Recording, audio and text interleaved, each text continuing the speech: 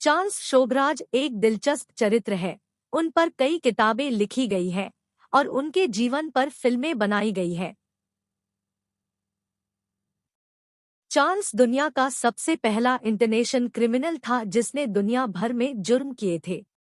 उसके कई नाम हैं: द बिकनी किलर, द सर्प, द स्नेक कोबरा। अपने लंबे आपराधिक करियर में शोभराज को बिकिनी किलर करार दिया गया है क्योंकि उसके कुछ पीड़ित बिकनी में पाए गए थे और कानून प्रवर्तन अधिकारियों से दूर जाने के अपने कौशल के लिए सर्प। कहा जाता है कि वह अपने आकर्षण के कारण किसी को भी प्रभावित कर सकता था। वह भारत सहित 8 देशों की जेलों से भाग गया और जिस तरह से वह तिहाड़ जेल से भागा उसने उसे काफी प्रसिद्ध कर दिया। चार्ल्स भारतीय जेल से भागकर दोबारा गिरफ्तार होना चाहता था ताकि उसी और लंबी सजा हो। लेकिन क्यों? शोभराज एक तस्कर, एक हत्यारा, गैंगस्टर, एक चोर था, लेकिन वह करिश्माई भी था। वह जिन महिलाओं से मिला उनमें से ज्यादातर उसकी ओर आकर्षित हुई। उन्हें जानने वाले लोगों का कहना है कि कोई भी उन्हें किसी भी चीज के लिए ना नहीं कह सकता था। जब वह जेल गए तो उनसे मिलने के लिए महिलाओं की कतारें लगी थी।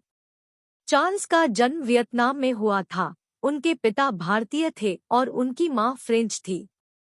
उनके पिता ने उन्हें और उनकी मां को छोड़ दिया और वे फ्रांस चले गए। उसके अपराध 15 साल की उम्र में ही शुरू हो गए थे जब उसने एक बैंक लूटा था। चार्ल्स शोभराज की पहली पत्नी और बेटी। 1970 में वह भारत आया जब वह पहले से ही विभिन्न देशों में वांटेड था। चार्ल्स ने हिप्पी और विदेशी पर्यटकों को निशाना बनाया, उन्हें लूटा, उनकी पहचान चुराई, उनकी हत्या की। उन्हें अपना शिकार बनाने में कभी कोई कठिनाई नहीं हुई। अपने आकर्षण के कारण वह अपने लक्ष्यों के करीब जाते थे और आसानी से उन्हें नशा दे देते थे।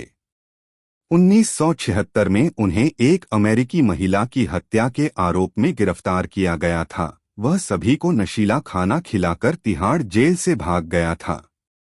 उसने भागते समय तस्वीरें भी लीं। किरण बेदी उस वक्त तिहाड़ जेल की इंचार्ज थीं।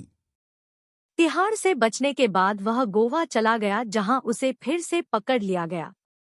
यह पता चला कि यह उसकी योजना थी क्योंकि वह रिहा होने वाला था और उसे थाईलैंड में प्रत्यर्पित किया गया था जहां उसे मार दिया जाना था। प्रत्यर्पण से खुद को बचाने के लिए उसने भागने की योजना बनाई और फिर से पकड़ा गया। भारत से निकलने के बाद चार्ल्स को नेपाल की पुलिस ने एक और महिला के कत्ल के इल्जाम में पकड़ लिया। चार्ल्स ने अपनी वकील से ही शादी कर ली जबकि वह 64 साल का था। उसकी वकील फिर बिग बॉस में भी एक कंटेस्टेंट बनकर आई थी। आज चार्ल्स को नेपाल की जेल से रिहा कर दिया गया है।